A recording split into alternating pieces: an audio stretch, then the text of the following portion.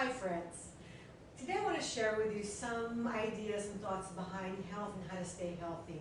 There's so much news on health today, and sometimes it brings a lot of fear into our whole living experience. We hear about the swine flu, we hear about all kinds of new strains of influenza, or we hear about different kinds of illnesses that we had never heard of before.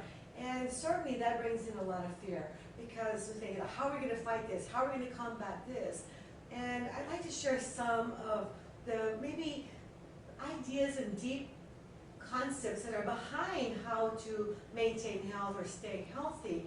And a lot of times people say, oh, it's all in your mind, just go ahead and take a deep breath and relax, it's all stress related. And to some degree that can be true, but it's not all that simple, because if it was that simple, everybody would be healthy right now, or nobody would get sick. So we know it's more complicated than that. And I'd like to share some of the thoughts that we have behind that. And here we go, okay? When we have a health challenge, and let's say here you are, this is you, and we have many kind of health challenges that may come our way. Sometimes, we get colds, or sometimes we might have more serious health conditions, and so I'll just say serious. And that can range anywhere from immune problems or blood problems, or it could be something quite serious as a heart attack, strokes, things of that type. Or we can have simple things like maybe even just fevers. Or we can have something as simple as maybe a headache. So a lot of people suffer from headaches, and you may be one of those too. Now, some of the things that I want to share with you is that we know that health or illness is stress related. In fact, it's a fact that stress is 90% responsible in some way or another to all health problems. Now, that's really interesting, and that's got to be one of the first places that you start. But it's too simple to say, oh yeah, just simply relax. What does that mean? What does relax and you'll be okay mean to you or to anybody, especially when you still continue to get sick? So when we talk about stress, we're talking about really understanding stress in a very, very more detailed, in-depth manner. When you experience stress, and we have to remember that stress is a reaction that you have. When you have stress, you react to stress. And this reaction to stress is based on all of your past experiences. It may be based on your attitudes, your beliefs, your thoughts, whatever may have happened. Definitely it's going to be based on a lot of your past experiences, because it's what you experienced in your past that led to how you think, believe, and behave, in your attitudes, that lead to a reaction that you experience every time you experience stress. Now, this reaction that we're talking about right here varies from person to person. Sometimes something happens in your life, maybe you see someone who you don't really like, and you go, oh man, we can't stand that person, and you start to tense up your body inside, and you squint your eyes, and you get really upset, and you just get an awful state, inside and out. That's a reaction. Other times people will run across their bosses, and they particularly don't care much about their bosses. They don't like them, or they get intimidated by their bosses, or they're afraid by their bosses. It brings fear into their life. Well, they might just get so upset, so stressed out that they end up getting a headache because of that. And they go, oh, my boss gives me a pain in the neck, a pain in the head, or whatever it might be.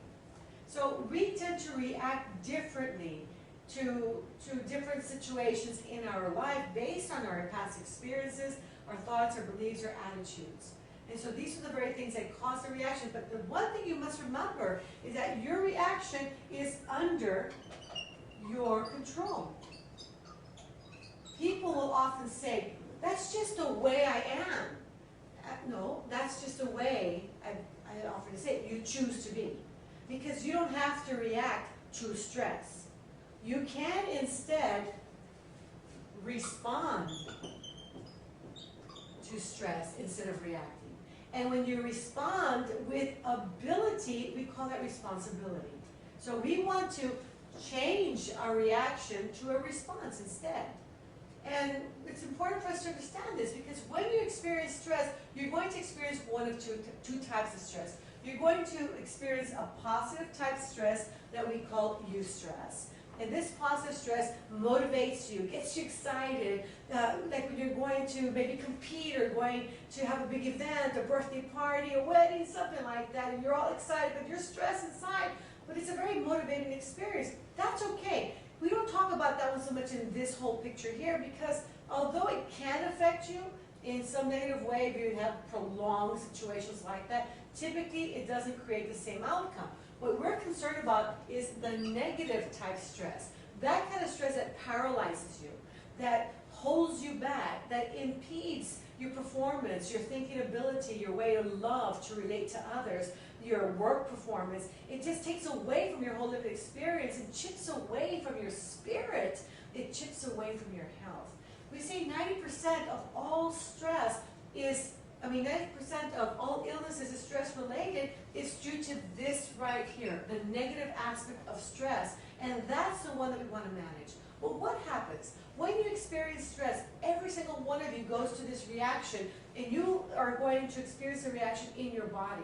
So something comes up, and you start to move from comfort to stress, and you begin to feel your heartbeat a little bit faster, your breathing begins to get shallow, your eyes narrow, your stomach might feel a little queasy, your muscles tense. You know what that is. That's a stress reaction we call a fight or flight response. It's a response to perceived danger. And the interesting thing is that that response was meant to keep us alive, to help us to survive as a race. And the interesting part is that we've survived. And although we have survived, we still trigger that response. The fight or flight response that is triggered,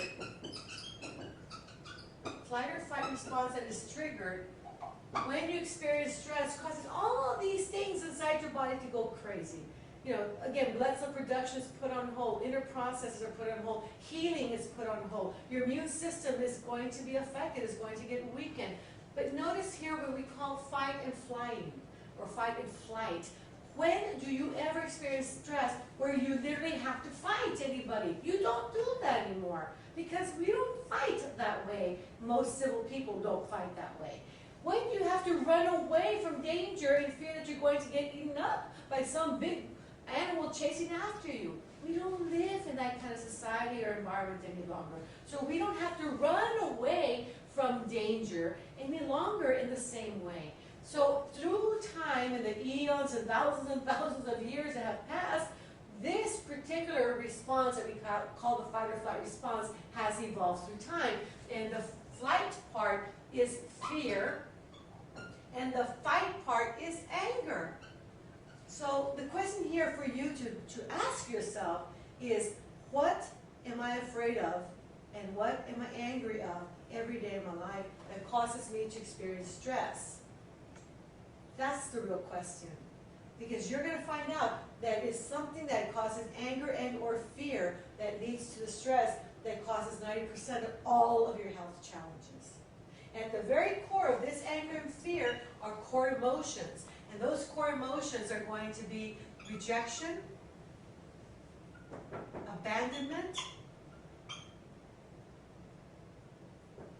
helplessness, hopelessness, and a feeling of things being out of your control, no control. So anytime you experience anything like any of these 5 core emotions, you're either going to experience anger and or fear.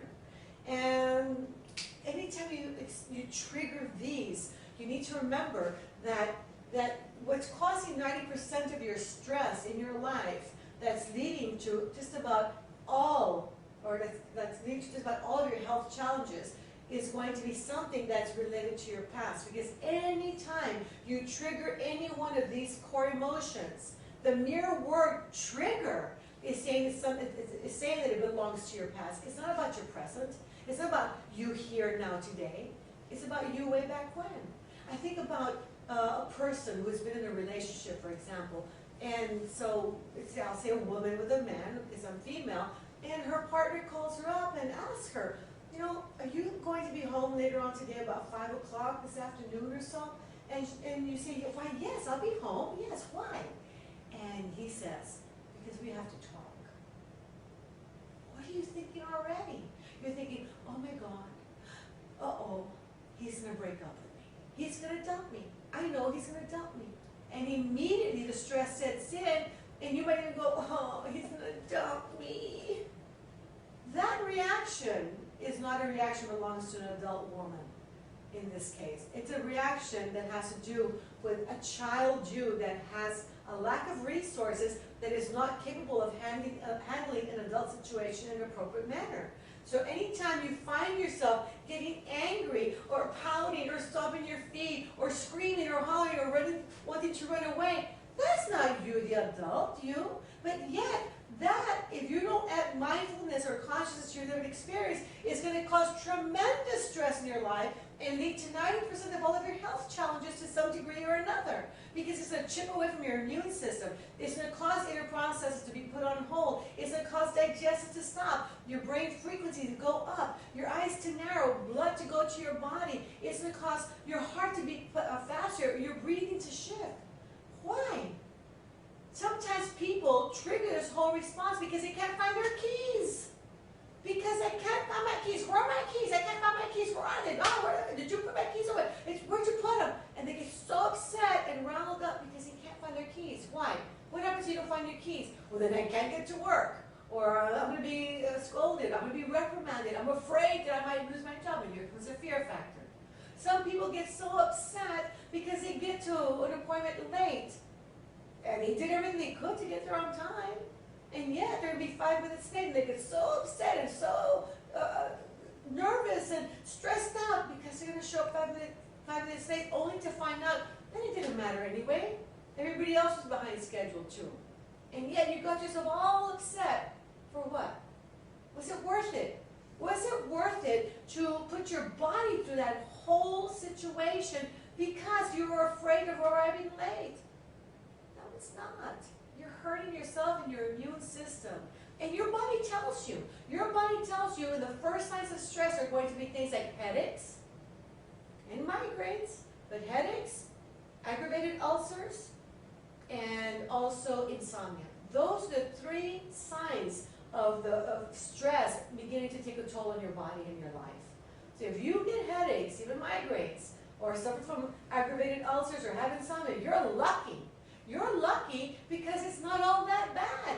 You need to meditate. You need to use the Silva techniques to overcome or override the stress effect on your body and your immune system and be able to maintain health and not have those headaches and not have those aggravated ulcers or digestive problems and be able to sleep peacefully.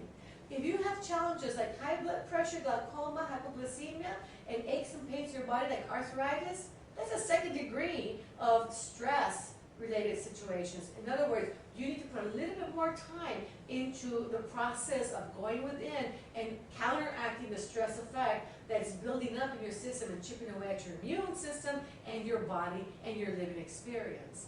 If you have more serious problems like lymphatic problems, blood problems, immune problems, cancer, heart attack, stroke, things like that, you still have hope. You just must put more attention to the process.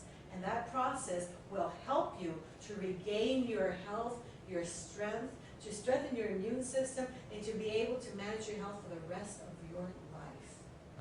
Thank you for being here with me, and I hope to speak to you again soon. Keep those stories coming. I'd love to hear from you. Tell me how great you're doing. I always want to hear successes. See you soon.